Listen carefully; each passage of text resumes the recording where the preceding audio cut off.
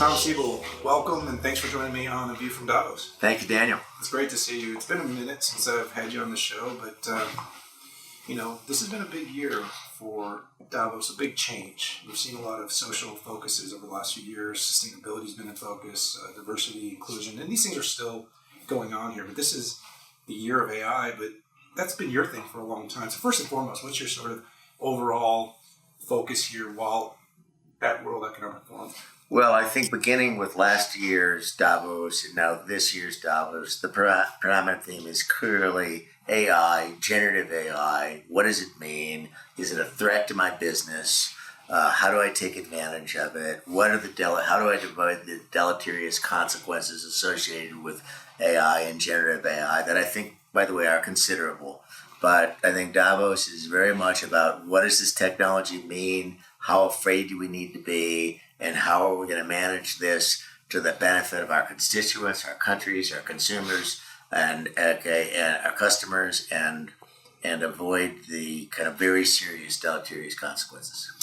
Yeah, so you were pretty early and right. 15 years you've been at it with C3 AI, and now it seems like it's kind of catching up to you.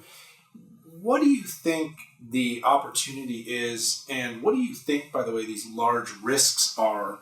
Because, frankly, I hear you saying it, Tom, but I'm not hearing, and I've been at several panels, I've been in several conversations, I've spoken to a number of your CEO peers.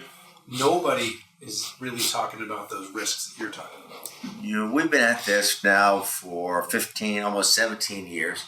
We began work in 2006 and 2007, 2008, started C3 AI in 2009, and we believe the next wave of computing was going to be about elastic cloud computing, big data, the Internet of Things, predictive analytics, enterprise AI. So we spent 15 years and a couple $1 billion building almost 70 now turnkey enterprise applications that allow organizations to apply AI to optimize their business processes. Now, we were kind of talking to a vacuum for a few years there, but now the rest of the world has come to seeing things our way. And this is clearly the most rapidly growing market in the history of information technology, and it changes everything. Now, the risks. Okay, people seem to be focused on the wrong thing, in my opinion. Everybody's worried about sentient computing, and everybody is worried about the power of these large language models. The reality is these large language models don't do much, okay? They just kind of form pretty simple English sentences and put them in a row. That's not a very difficult AI problem. Sentient computing, if we listen to experts like the CEO of Google Brain, he estimates that he sees a 50% probability of sentient computing by 2030, okay? So this is this idea that the smart refrigerator is going to take over your house, or HAL is going to take over your spaceship, or your auto. Open the door. Now, let's not worry about. And personally, I think the probability of that is remote. I mean, the amount of computing power that we need to do relatively simple things is just massive. Like to train a large learning model takes 10,000 GPUs. This is $100 million worth of computing capacity that requires a gigawatt, 1 billion watts of energy. The human brain has 100 billion neurons, okay, 100 trillion connections, okay, and of these 100 trillion connections are all analog in nature that are transmitting, order of 100 neurotransmitters like serotonin, dopamine, and what have you. This is incredibly complex. It operates on 12 watts. So I would say the most powerful computer that we might be spinning up today might have the capacity of a mealworm. So I think the idea that we're going to surpass the human brain soon is remote. Okay, now let's look at the real problems. We have real problems associated with the application of AI in 2024. It's social media. Social media is used.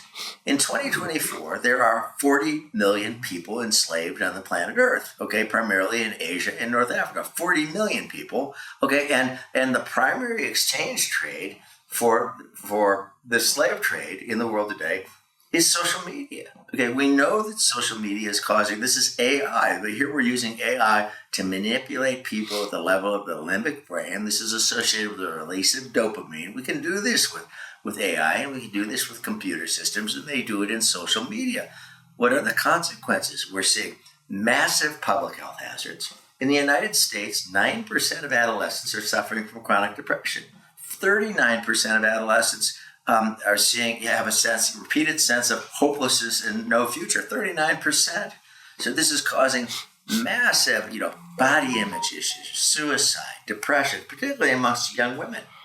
Privacy, you can get over that. Okay, personal privacy, okay, it's over. How about using, will these systems be used to manipulate people? We know they're used to manipulate elections. Bad actors use social media and AI. Brexit, the last presidential election in the United States, the current presidential election in the United States. It calls into question whether we can conduct democratic processes.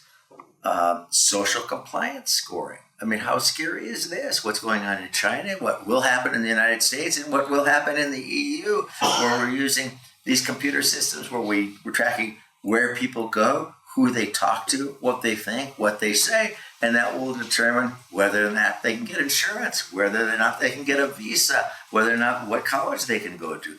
This is incredibly scary stuff, and we don't need to wait to 2030 to start thinking about it. It's happening now. Yeah, you raise a lot of concerns, and most of what I'm hearing, trusted AI and privacy are a big theme here, but it's more about, can I trust that large language model's answer and the attribution's correct? That's most of what I'm hearing focus on. You're bringing up some really important points. And by the way, the sustainability thing, the power, I heard just in the last year since the kind of advent, we've gone from 1% to 2% of the world's energy being consumed in data centers. It's just an incredible increase, and we're in the beginning days. We're only in the training days. This is a policy and public-private type of event. You brought up a lot of concerns, Tom.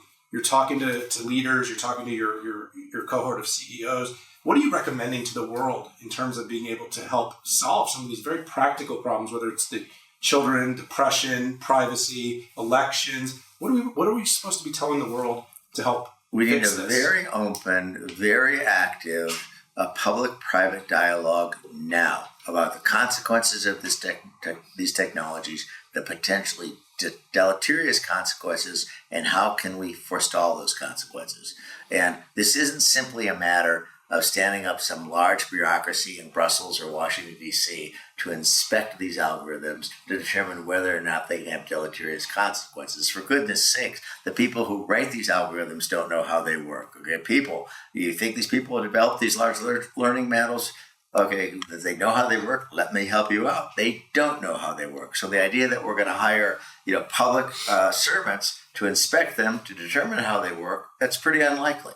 But it's a very important issue. It needs to be discussed. We need to be very honest about it. Are the benefits real? The benefits are unbelievable. Precision medicine, public health, better products, impact on sustainability. That will be very positive for associated with AI, unquestionably. But deleterious consequences are very significant, very troubling. It makes Orwellian future look like the Garden of Eden. So we need to pay attention and be active and be honest. All right, Tom, I want to get you on your way. Thank you so much for spending some time. Have a wonderful Davos. Thank you, Daniel. See you soon.